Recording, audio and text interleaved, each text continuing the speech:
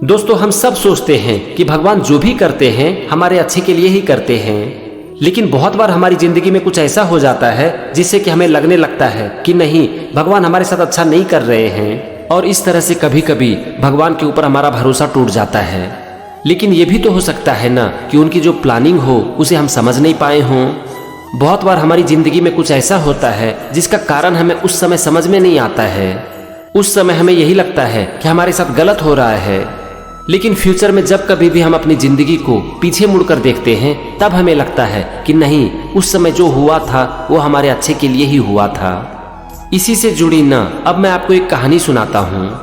एक दिन 8 साल का एक छोटा सा बच्चा एक मंदिर जाता है, भगवान की मूर्ति के सामने खड़ा हो जाता है और भगवान से पूछता है कि भगवान, आप पता नहीं पिछले कितने सालों से एक ही जगह एक ही पोजीशन में खड़े हो, क्या आप बोर नहीं हो जाते? बच्चा कहता है कि भगवान, आपकी बोरिंग को दूर करने के लिए ना मेरे पास एक आइडिया है। हम लोग एक दिन के लिए ना रूप अदला बदली कर लेते हैं। आप मेरे रूप में मेरी जगह पर आ जाओ और मैं आपके रूप में आपकी जगह पर चला जाता हूँ। आप जाओ, थोड़ा घूम फिर कर आओ और मैं आपके रूप में यहाँ पर खड़ा रहूंगा। इस तरह से हम दोनों की जिंदगी में थोड़ी बदलाव आएगी। आप एक दिन के लिए मेरी जिंदगी जी लोगे और मैं आपकी जिंदगी जी लूंगा। इस पर भगवान कहते हैं कि बेटा, ये काम इतना आसान नहीं है, तुम यहाँ पर खड़े नहीं रह पाओगे। मैं यहाँ पर बिल्कुल ठीक हूँ, तुम अपनी जिंदगी जियो और मुझे अपनी जिंदगी जीने दो। तो इस पर बच्चा कहता है कि नहीं भगवान जी, एक ही दिन की तो बात है ना, मैं आपके जगह पर खड़ा रह जाऊंगा। आपको भी तो घूमने फिरने का मन करता होगा ना, आप घूमो फिरो, छुट्टियां मनाओ, मैं आपकी जगह पर रह जाऊंगा। जब बच्चा बहुत जिद करने लगता है तो भगवान कहते हैं कि ठीक है, मैं एक दिन के लिए रूप अदला बदली करने के लिए तैयार हूँ, लेकिन मेरी एक शर्त है।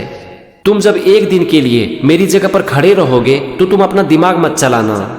बहुत सारे लोग यहाँ पर आएंगे, तुम्हारे सामने आकर खड़े होंगे, तुम्हारे सामने हाथ जोड़ेंगे, तुम्हें अपना दुख सुनाएंगे, तुमसे कुछ मांगेंगे, लेकिन तुम कुछ मत करना।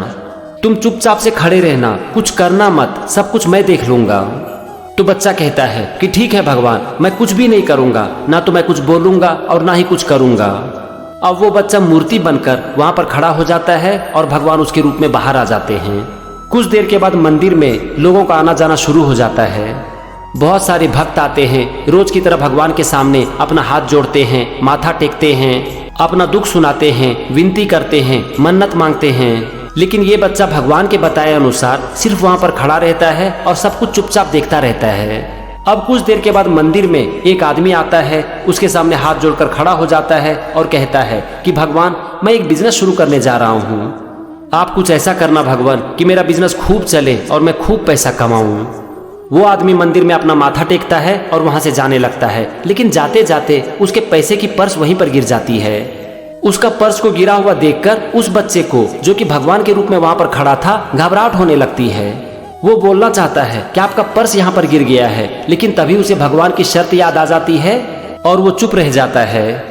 कुछ देर बाद वहां पर एक गरीब आदमी आता है, उसके सामने हाथ जोड़कर खड़ा हो जाता है और कहता है कि भगवान, मेरा बच्चा बहुत ही बीमार है और मेरे पास इलाज कराने के लिए पैसे भी नहीं हैं। वो कहता है कि भगवान, अगर मेरे बच्चे का आज ठीक से इलाज नहीं हुआ तो वो मर जाएगा। तभी उस आदमी की ध्यान उस पर्स के ऊपर पड़ती है जो कि बिजनेसमैन के पॉकेट से गिर गई थी। वो पर्स को देखकर एकदम से खुश हो जाता है, उसे अपने हाथ में उठाता है और फिर कहता है कि भगवान, लगता है आपने मेरी सुन ली और ये आपका प्रसाद है। थैंक यू भगवान, थैंक यू, अब मैं अपने बच्चे का इलाज करा पाऊंगा। और यह कहकर वहां से जाने लगता है। अब यह देखकर उस बच्चे की घबराहट और बढ़ जाती है और वो कहना चाहता है कि ये मेरा प्रसाद नहीं है, ये तो एक आदमी का गिरा हुआ पर्स है। लेकिन तभी उसे भगवान की शर्त याद आ जाती है और वो चुप रह जाता है। अब थोड़ी देर बाद वहां पर एक और भक्त आता है, उसके सामने हाथ जोड़कर खड़ा हो जाता है और कहता है कि भगवान, कल मैं अपने पूरे परिवार के साथ एक समुद्री यात्रा कर रहा हूँ, मेरे ऊपर अपनी कृपा बनाए रखना भगवान।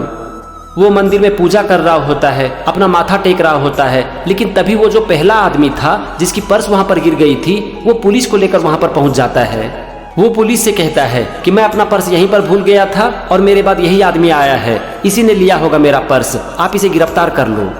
अब यह सब देखकर उस बच्चे की घबराहट और बढ़ जाती है और वो सोचने लगता है कि नहीं, अब तो मैं नहीं रुक सकता। मेरी आंखों के सामने साफ दिख रहा है कि कुछ गलत हो रहा है। अगर आज यहाँ पर भगवान भी होते ना तो वो भी नहीं रुकते, इसीलिए अब मुझे बोलना ही पड़ेगा। अब जैसे ही पुलिस उस आदमी को गिरफ्तार करना चाहता है तो वो बच्चा बोल देता है कि आप लोग रुक जाओ, इस आदमी ने कुछ नहीं किया है। इसके पहले यहाँ पर एक और आदमी आया था और उसी ने इसका पर्स लिया है। ये आदमी निर्दोष है, इसे छोड़ दो और उसे जाकर गिरफ्तार कर लो। अब पुलिस सोचने लगता है कि जब भगवान खुद ही कह रहे हैं कि ये आदमी निर्दोष है तो मैं इसे कैसे गिरफ्तार कर सकता हूँ। वो उस आदमी को वहां पर छोड़ देता है, वहां से निकल जाता है और किसी तरह उस गरीब आदमी को ढूंढकर जिसने की पर्स लिया था उसे गिरफ्तार कर लेता है। पुलिस उस गरीब आदमी से पैसे की पर्स ले लेता है और उस बिजनेसमैन को दे देता है। अब जो ये अंतिम भक्त था जो कि समुद्री यात्रा करना चाहता था, वो दूसरे दिन अपने पूरे परिवार के साथ समुद्र की यात्रा पर निकल जाता है। वो बच्चा बहुत ही खुश होता है और सोचने लगता है कि आज मैं भगवान बनकर एक बहुत ही अच्छा काम किया। बच्चा सोचता है कि आज अगर भगवान मेरी बात सुनेंगे ना तो वो बहुत खुश हो जाएंगे। अब शाम का वक्त हो जाता है और भगवान वहां पर वापस आ जाते हैं और उस बच्चे से कहते हैं कि क्या बेटा, कैसा था आज का दिन, बताओ तुम्हें कैसी लगी भगवान की जिंदगी। तो वो बच्चा पूरी कहानी सुना देता है और कहता है कि भगवान आज मैंने बहुत ही अच्छा काम किया ना।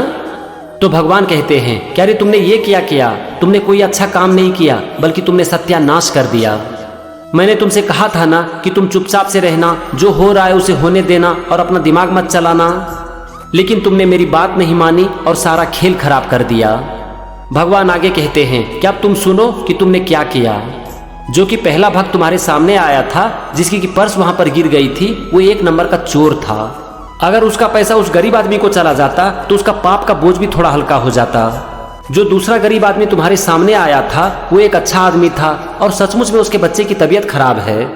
उस आदमी के पास इतने पैसे भी नहीं हैं कि वो अपने बच्चे का इलाज करा सके और इस पैसे से उस बच्चे का इलाज हो सकता था, जो कि तुमने अपना मुंह खोलकर सब खराब कर दिया। अब शायद वो बच्चा मर जाएगा।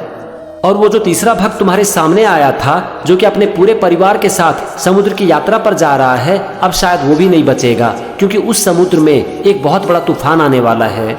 अगर पुलिस उसे गिरफ्तार कर लेती तो वो समुद्र की यात्रा नहीं कर पाता और उसका पूरा परिवार बच जाता। भगवान ने आगे उस बच्चे से कहा कि बेटा तुमने अपना मुंह खोलकर सारा खेल बिगाड़ दिया।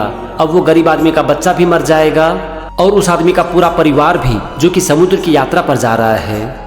दोस्तों ये तो थी एक कहानी, और क्या इसे सुनकर आपको नहीं लगता है कि हमारी जिंदगी भी कुछ इसी तरह से चलती है।